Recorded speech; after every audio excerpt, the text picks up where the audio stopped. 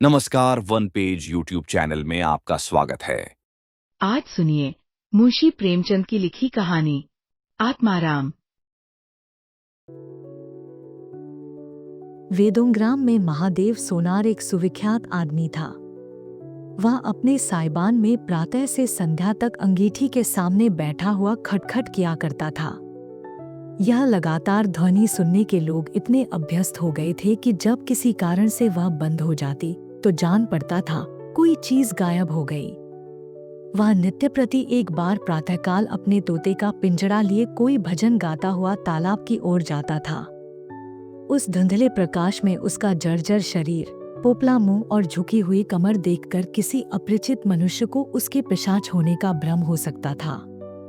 जो ही लोगों के कानों में आवाज आती सत गुरुदत्त शिवदत्त दाता, लोग समझ जाते कि भोर हो गई। महादेव का पारिवारिक जीवन सुखमय न था। उसके 3 पुत्र थे, 3 बहुएं थीं, दर्जनों नाती पोते थे, लेकिन उसके बोझ को हल्का करने वाला कोई न था। लड़के कहते, जब तक दादा जीते हैं हम जीवन का आनंद भोग लें, फिर तो यह ढोल गले पड़ेगी ही। बेचारे महादेव को कभी कभी निराहार ही रहना पड़ता। भोजन के समय उसके घर में साम्यवाद का ऐसा गगनभेदी निर्घोष होता कि वह भूखा ही उठ जाता और नारियल का हुक्का पीता हुआ सो जाता। उसका व्यावसायिक जीवन और भी अशांतिकारक था। यद्यपि वह अपने काम में निपुण था, उसकी खटाई औरों से कहीं ज्यादा शुद्धिकारक और उसकी रासायनिक क्रियाएं कहीं ज्यादा कष्टसाध्य थीं। तथापि उसे आए दिन शक्की और धैर्यशून्य प्राणियों के अपशब्द सुनने पड़ते थे। पर महादेव अविचलित गांभीर्य से सिर झुकाए सब कुछ सुना करता था। जो ही यह कला शांत होता, वह अपने तोते की ओर देखकर पुकार उठता, सत गुरुदत्त शिवदत्त दाता। इस मंत्र को जपते ही उसके चित्त को पूर्ण शांति प्राप्त हो जाती थी। एक दिन संयोगवश किसी लड़के ने पिंजड़े का द्वार खोल दिया। तोता उड़ गया। महादेव ने सिर उठाकर जो पिंजड़े की ओर देखा तो उसका कलेजा सन्न से हो गया। तोता कहाँ गया? उसने फिर पिंजड़े को देखा, तोता गायब था। महादेव घबरा कर उठा और इधर उधर खपरेलों पर निगाह दौड़ाने लगा। उसे संसार में कोई वस्तु अगर प्यारी थी तो वह यही तोता। लड़के बालों, नाती पोतों से उसका जी भर गया था। लड़कों की चुलबुल से उसके काम में विघ्न पड़ता था। बेटों से उसे प्रेम न था, इसलिए नहीं कि वे निकम्मे थे, बल्कि इसलिए कि उनके कारण वह अपने आनंददायी कुल्हड़ों की नियमित संख्या से वंचित रह जाता था। पड़ोसियों से उसे चिढ़ थी, इसलिए कि वे अंगीठी से आग निकाल ले जाते थे। इन समस्त विघ्न बाधाओं से उसके लिए कोई पनाह थी तो वह यही तोता था। इससे उसे किसी प्रकार का कष्ट न होता था। वह अब उस अवस्था में था जब मनुष्य को शांति भोग के सिवा और कोई इच्छा नहीं रहती। तोता एक खपरेल पर बैठा था। महादेव ने पिंजरा उतार लिया और उसे दिखाकर कहने लगा, सत गुरुदत्त शिवदत्त दाता। लेकिन गांव और घर के लड़के एकत्र होकर चिल्लाने और तालियां बजाने लगे। ऊपर से कौन ने कावकाव की रट लगाई। तोता उड़ा और गांव से बाहर निकलकर एक पेड़ पर जा बैठा। महादेव खाली पिंजड़ा लिए उसके पीछे दौड़ा सो दौड़ा। लोगों को उसकी दुरतगामिता पर अचंभा हो रहा था। मोह की इससे सुंदर, इससे सजीव, इससे भावमय कल्पना नहीं की जा सकती। दोपहर हो गई थी। किसान लोग खेतों से चले आ रहे थे। उन्हें विनोद का अच्छा अवसर मिला। महादेव को चिढ़ाने में सभी को मजा आता था।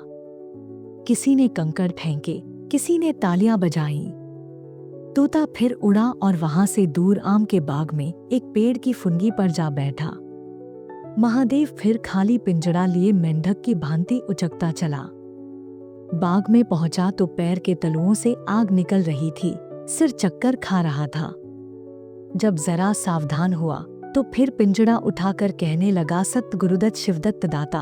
तोता फुनगी से उतरकर नीचे की एक डाल पर आ बैठा, किंतु महादेव की ओर सशंक नेत्रों से ताक रहा था। महादेव ने समझा डर रहा है। वह पिंजड़े को छोड़कर आप एक दूसरे पेड़ की आड़ में छिप गया।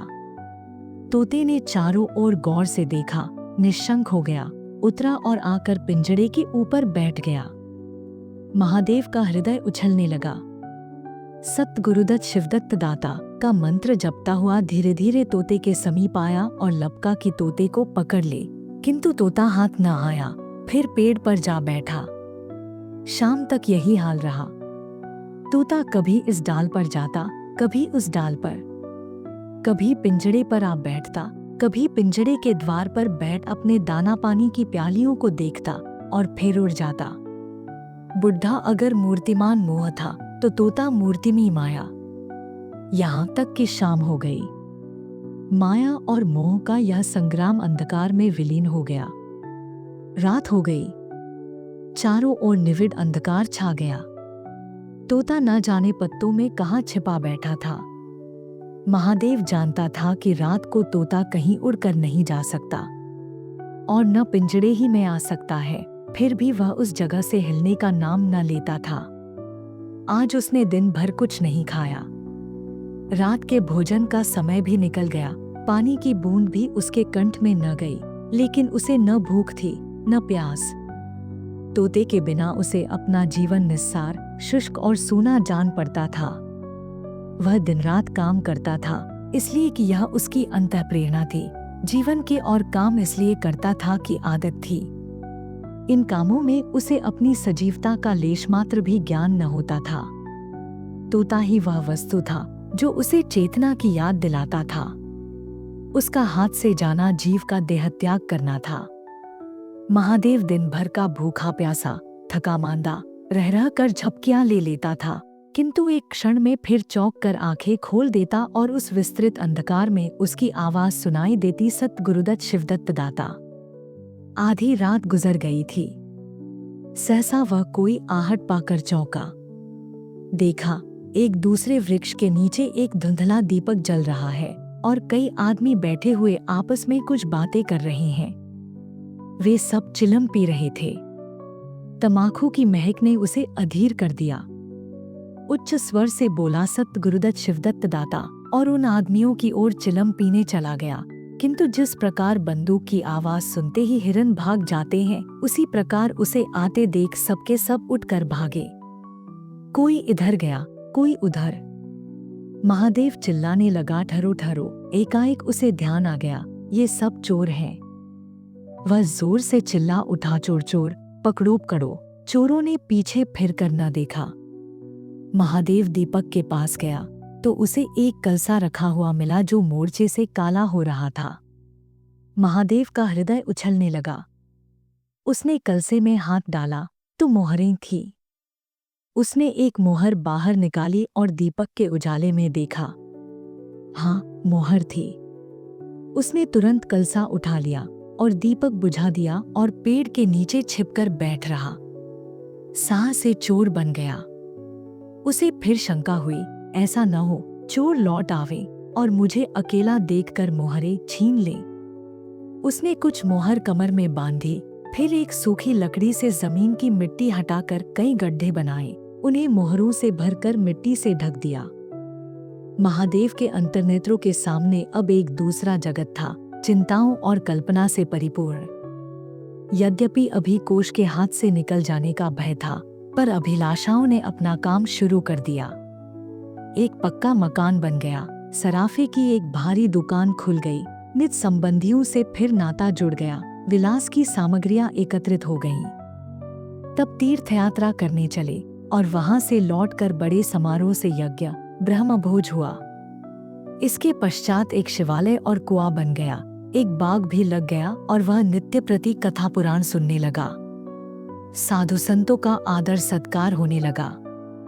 अकस्मात उसे ध्यान आया, कहीं चोर आ जाया तो मैं भागूंगा क्यों कर। उसने परीक्षा करने के लिए कलसा उठाया और 200 पग तक बेतहाशा भागा हुआ चला गया। जान पड़ता था उसके पैरों में पर लग गए हैं। चिंता शांत हो गई। इन्हीं कल्पनाओं में रात व्यतीत हो गई। उषा का आगमन हुआ, हवा जगी, चिड़िया गाने लगी। सहसा महादेव के कानों में आवाज आई, सत गुरुदत्त शिवदत्त दाता। राम के चरण में चित्त लागा। यह बोल सदैव महादेव की जिह्वा पर रहता था।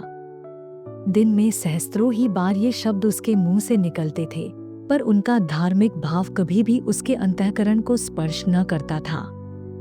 जैसे किसी बाजे से राग निकलता है, उसी प्रकार उसके मुंह से यह बोल निकलता था, निरर्थक और प्रभाव शून्य। तब उसका हृदय रूपी वृक्ष पत्रपल्लव विहीन था। यह निर्मल वायु उसे गुंजरित न कर सकती थी, पर अब उस वृक्ष में कोपलें और शाखाएं निकल आई थी। इस वायु प्रवाह से झूम उठा, गुंजित हो गया। अरुणोदय का समय था। प्रकृति एक अनुरागमय प्रकाश में डूबी हुई थी। उसी समय तोता पैरों को जोड़े हुए ऊंची डाल से उतरा, जैसे आकाश से कोई तारा टूटे और आकर पिंजड़े में बैठ गया। महादेव प्रफुल्लित होकर दौड़ा और पिंजड़े को उठाकर बोला, "ओ आत्माराम, तुमने कष्ट तो बहुत दिया, पर मेरा जीवन भी सफल कर दिया। अब तुम्हें चांदी के पिंजड़े में रखूंगा और सोने से मढ़ दूंगा।" उसके रुमरुम से परमात्मा के गुणानुवाद की ध्वनि निकलने लगी। "प्रभु, तुम कितने दयावान हो। यह तुम्हारा असीम वात्सल्य है, नहीं तो मुझ पापी पतित प्राणी कब इस कृपा के योग्य था।" इन पवित्र भावों से उसकी आत्मा विह्वल हो गई। वह अनुरक्त होकर कह उठा, "सत्य गुरुदत्त शिवदत्त दाता।" राम के चरण में चित्त लागा। उसने एक हाथ में पिंजड़ा लटकाया, बगल में कलसा दबाया और घर चला। महादेव घर पहुंचा तो अभी कुछ अंधेरा था। रास्ते में एक कुत्ते के सिवा और किसी से भेंट न हुई, और कुत्ते को मोहरों से विशेष प्रेम नहीं होता। उसने कलसे को एक नाद में छिपा दिया और उसे कोयले से अच्छी तरह ढककर अपनी कोठरी में रखाया। जब दिन निकल आया तो वह सीधे पुरोहित के घर पहुंचा। पुरोहित पूजा पर बैठे सोच रहे थे, कल ही मुकदमे की पेशी है और अभी तक हाथ में कौड़ी भी नहीं, यजमानों में कोई सांस भी नहीं लेता। इतने में महादेव ने पालागन की। पंडित जी ने मुंह फेर लिया। यह अनमगल मूर्ति कहाँ से आ पहुंची मालूम नहीं, दाना भी मयस्सर होगा या नहीं। रुष्ट होकर पूछा, "क्या है जी, क्या कहते हो?" "जानते नहीं, हम इस समय पूजा पर रहते हैं।" महादेव ने कहा, "महाराज, आज मेरे यहाँ सत्यनारायण की कथा है।" पुरोहित जी विस्मित हो गए। कानों पर विश्वास न हुआ। महादेव के घर कथा का होना उतनी ही असाधारण घटना थी जितनी अपने घर से किसी भिखारी के लिए भीख निकालना। पूछा, "आज क्या है?" महादेव बोला, "कुछ नहीं, ऐसी इच्छा हुई कि आज भगवान की कथा सुन लूं।" प्रभात ही से तैयारी होने लगी। वेदों के निकटवर्ती गांवों में सुपारी फिरी। कथा के उपरांत भोज का भी नेवता था। जो सुनता आश्चर्य करता, आज रेत में दूब कैसे जमी। संध्या समय जब सब लोग जमा हुए और पंडित जी अपने सिंहासन पर विराजमान हुए, तो महादेव खड़ा होकर उच्च स्वर में बोला, "भाइयों, मेरी सारी उम्र छलकपट में कट गई। मैंने न जाने कितने आदमियों को दगा दी, कितने खरे को खोटा किया, पर अब भगवान ने मुझ पर दया की है। वह मेरे मुंह की कालिक को मिटाना चाहते हैं।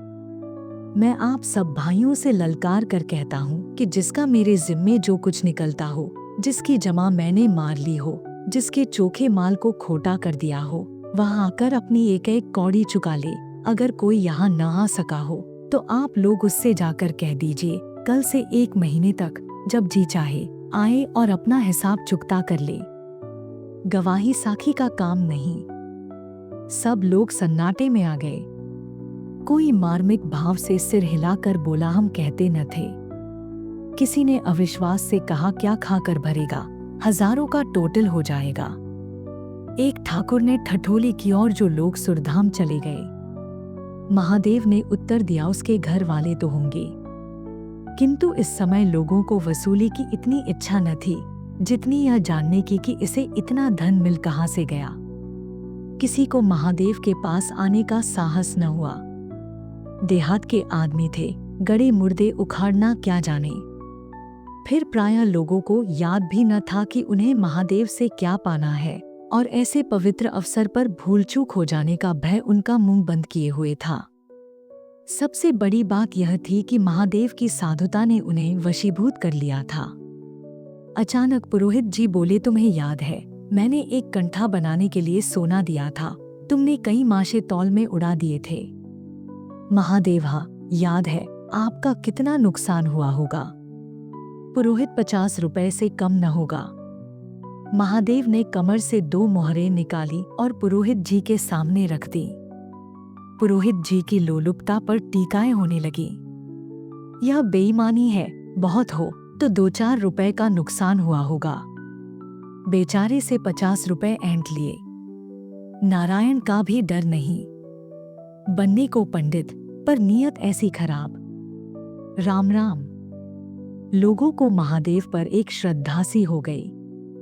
1 घंटा बीत गया पर उन सहों मनुष्यों में से एक भी खड़ा न हुआ। तब महादेव ने फिर कहा, मालूम होता है आप लियाग अपना हिसाब भूल गए हैं, इसलिए आज कथा होने दीजिए। मैं 1 महीने तक आपकी राह देखूंगा। इसके पीछे तीर्थयात्रा करने चला जाऊंगा। आप सब भाइयों से मेरी विनती है कि आप मेरा उद्धार करें। 1 महीने तक महादेव लेनदारों की राह देखता रहा। रात को चोरों के भय से नींद न आती। अब वह कोई काम न करता। शराब का चस्का भी छूटा। साधु भ्यागत जो द्वार पर आ जाते, उनका यथायोग्य सत्कार करता। दूर दूर उसका सुयश फैल गया। यहां तक कि महीना पूरा हो गया और एक आदमी भी हिसाब लेने न आया। अब महादेव को ज्ञान हुआ कि संसार में कितना धर्म, कितना सद्व्यवहार है। अब उसे मालूम हुआ कि संसार बुरों के लिए बुरा है और अच्छों के लिए अच्छा। इस घटना को हुए 50 वर्ष बीत चुके हैं। आप वेदों जाइए तो दूर ही से एक सुनहला कलश दिखाई देता है। वह ठाकुर अद्वारे का कलश है। उससे मिला हुआ एक पक्का तालाब है जिसमें खूब कमल खिले रहते हैं। उसकी मछलियां कोई नहीं पकड़ता। तालाब के किनारे एक विशाल समाधि है। यही आत्माराम का स्मृति चिन्ह है। उसके संबंध में विभिन्न किंवदंतियां प्रचलित हैं। कोई कहता है वह रत्नजड़ित पिंजड़ा स्वर्ग को चला गया, कोई कहता वह सत गुरुदत्त कहता हुआ अंतर्धान हो गया, पर यथार्थ यह है कि उस पक्षी रूपी चंद्र को किसी बिल्ली रूपी राहु ने ग्रस लिया। लोग कहते हैं आधी रात को अभी तक तालाब के किनारे आवाज आती है, सत गुरुदत्त शिवदत्त दाता। राम के चरण में चित्त लागा। महादेव के विषय में भी कितनी ही जनश्रुतियां हैं। उनमें सबसे मान्य यह है कि आत्माराम के समाधिस्थ होने के बाद वह कई सन्यासियों के साथ हिमालय चला गया और वहां से लौट कर न आया। उसका नाम आत्माराम प्रसिद्ध हो गया। अगर आपको यह कहानी पसंद आई तो सब्सक्राइब करें और बेल आइकन दबाएं। अपने सुझाव कमेंट बॉक्स में बताएं। अगली कहानी तक शब्दों की दुनिया में डूबे रहे। धन्यवाद।